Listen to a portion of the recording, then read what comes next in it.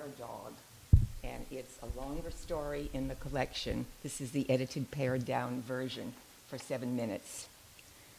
When I was 6 years old, my father tried to drown me in the Atlantic Ocean. He picked me up in his arms at Brighton Beach, walked into the water waist deep, and threw me into the ocean, shouting, "Swim." I didn't know how to swim. The waves rolled over me as I went under. Unable to breathe, I felt the desperate panic of gasping for air and swallowing water.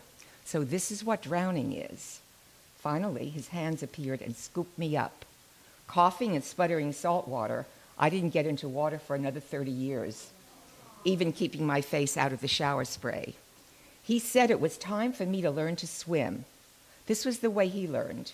He fell or was pushed into the East River and would have drowned if not for his dog Spot, who jumped in and paddled next to him, encouraging him to stay afloat. Sink or swim, he always said.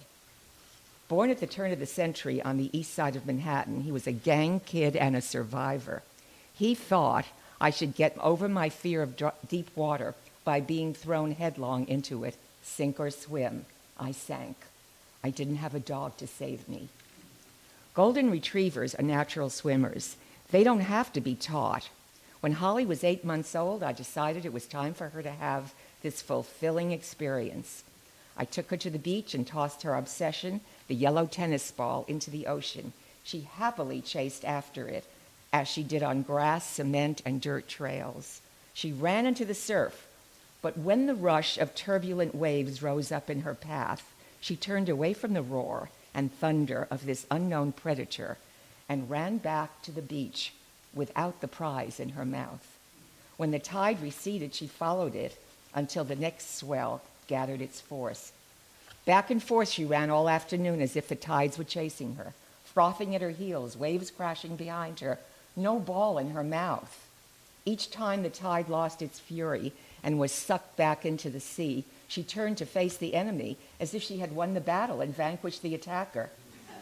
In the safety of shallow water, she searched for that floating, elusive prey, chased it until the next breaker started to build. Then she submitted respectfully to its power and retreated once again. As the balls were carried back to the shore, she brought them to me triumphantly. But she had not conquered this ocean yet. She was running, not swimming. One day I took her to a small, placid lagoon where there were no waves and threw her ball as far as I could. She chased it, splashing into the still water until she reached the spot where she could no longer touch bottom. She turned her head to look back at me for direction, brows furrowed, mouth closed, ears cocked. I yelled, "Get it, Holly!" There was no roar or threat of high tides to deter her this time.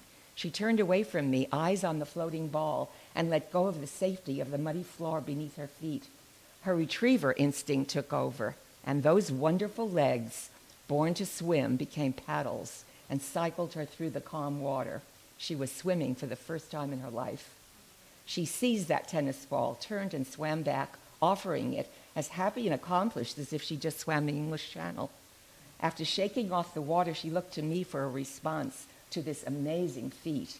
Her mouth curved in that retriever smile, her eyes bright, tail wagging with pride as if to say, "Did you see what I can do? Did you see me swim?" My joy matched hers.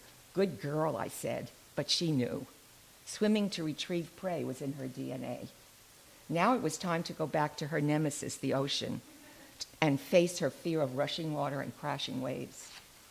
It was a sunny, clear day, but the tides were high and noisy in their descent. I threw the ball.